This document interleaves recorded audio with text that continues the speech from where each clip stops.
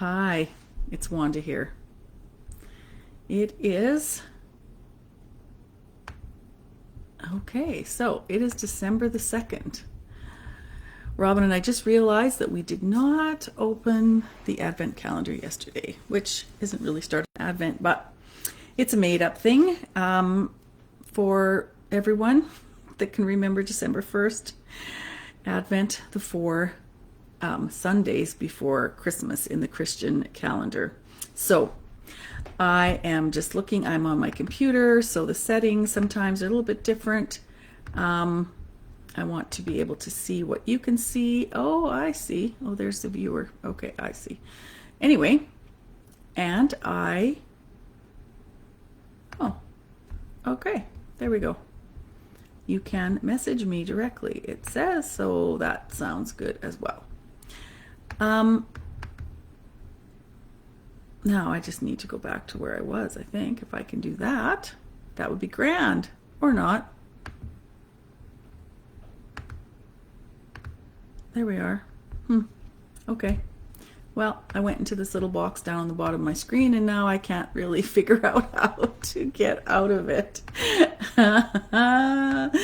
Oh, when you think that you've learned all the things, and then you haven't always. Yeah, well, that's super interesting.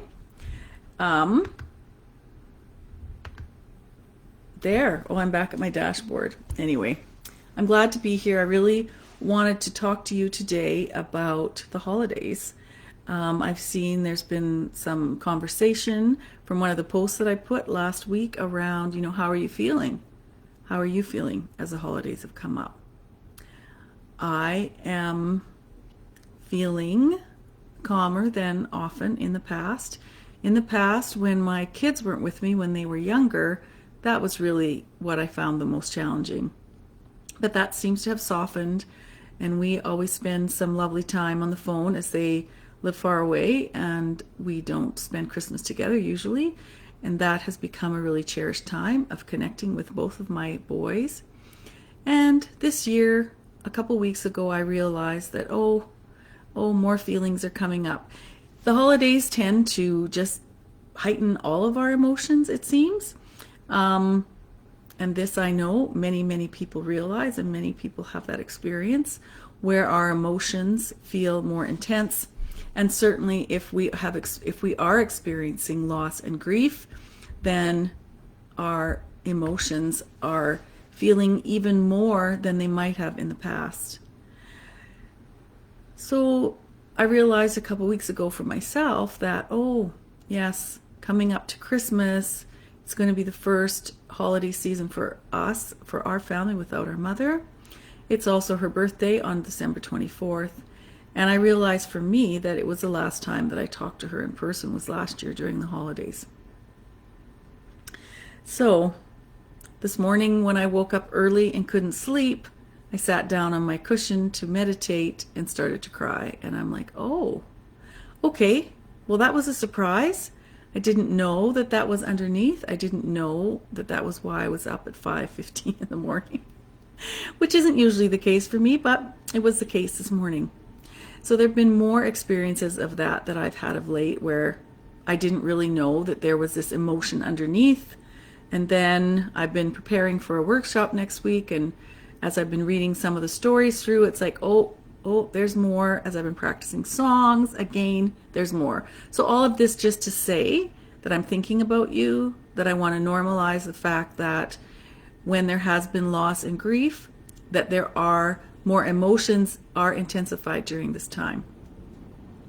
I also wanted to tell you about a podcast that I just started listening to by David Kessler, and it's called Healing. It's on Spotify.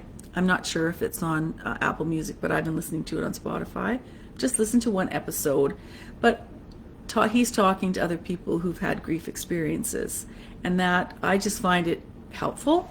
And I did write down some of the things from this last episode, some reminders that emotions are motion, that there is no timeline for grief.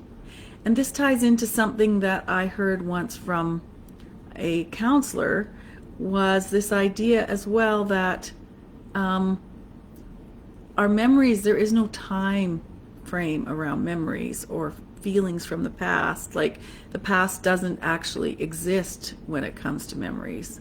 So I think that this can tie in some way to our experiences of grief as well. I've also been listening to Megan Devine's podcast, which is called Hereafter, because she talks about all the broad experiences that people have around loss and grief, which is something that I like to remember and speak about as well. There are so many changes, and I think that when we also come into the holiday season, whatever changes we might have been experiencing, they are also get intensified at this time. Whether it's been a change of job, a loss of job, a relationship that's ended, there's just so many different experiences and kinds of loss and grief. So that's what I've been thinking about. Oh, and I wrote down some notes. Let's just make sure that I am speaking about what I also wanted to talk about. I guess that was the other thing that came to mind, that comes to mind often, is the both and, right? I had a challenging relationship with my mother, and I still miss her. Both and things are both true. They're both true at the same time. One thing doesn't have to sort of preclude the other for it to be true. So I just want to remind you of that as well.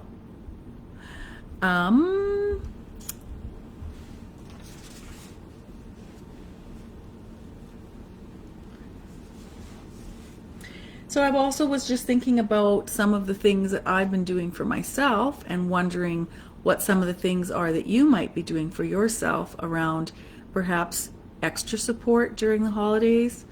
Also, not having such high expectations of yourself, making more room for the possibility that there may be more emotions that come up, giving yourself some space, being kind to yourself, being gentle with yourself. I booked a Reiki session this week as support for myself. I have been going out walking more religiously, isn't quite the word I wanted to use, but more regularly, as a way of supporting myself as well. Emotion, it gives sometimes more chance for emotion to move through my body when I am also moving.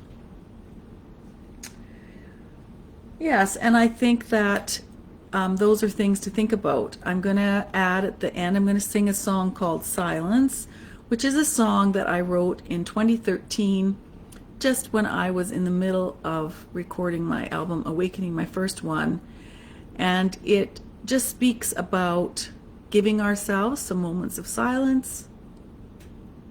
And I think it is particularly appropriate at this time of year as well.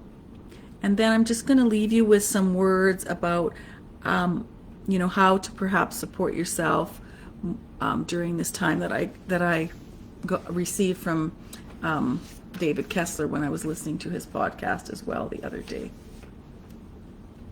So Silence, it's an a cappella tune here that I'll sing for you. Silence. Rest in silence.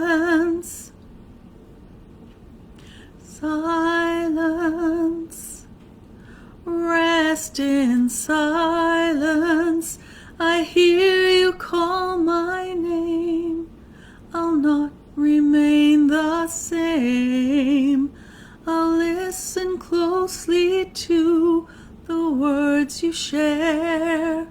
Between the noise I hear, you offer all that's clear into this present day. Silence, rest in silence. Silence, rest in silence. I sit and wait for you to fill my heart, it's true. and wait for the light to shine through the crack that's in my heart. It will not break apart when it's filled with your light. Silence, rest in silence. I will rest in the present moment, rest in the here and now, as it offers all I need. Silence, rest in silence. Silence, rest in silence.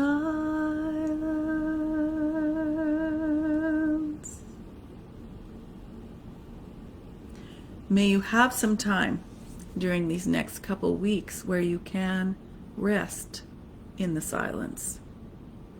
Resting. If you are on Instagram, look up someone who runs the nap ministry. I also heard her on a podcast. But she really talks about the need for rest and how resistant we are in our culture. And I think that when we are grieving, we need more rest. Grieving takes lots of energy.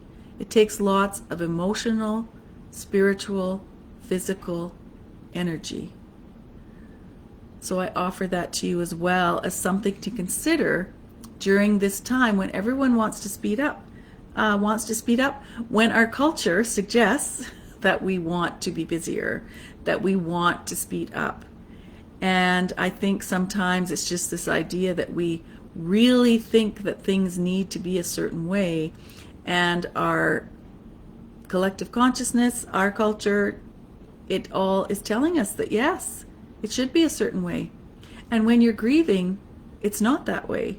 And often, even outside of the grief, it's not that way. Things are not perfect the way that we think they ought to be or should be during the holiday season. So, what I did want to just say before I end, I will see you in a couple of weeks.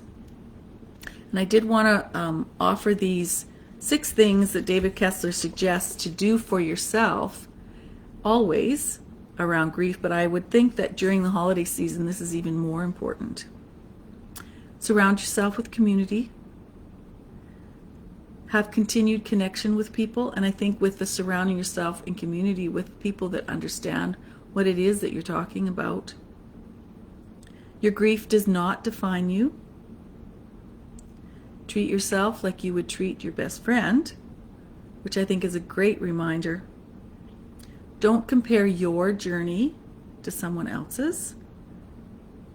Each person's grief journey is their own, and it does not look the same as someone else's.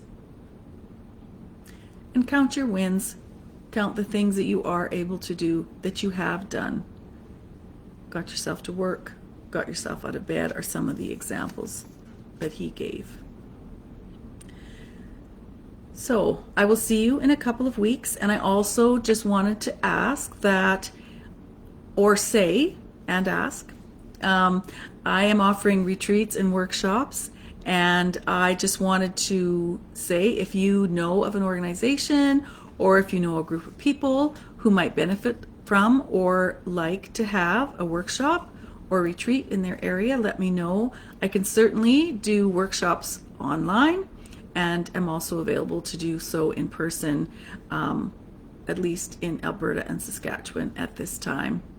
So I just wanted to leave that with you, and I hope that this day and this week can be as good for you as it can be, and that you allow this situation to unfold in the way that it is. Okay. See you later. Bye.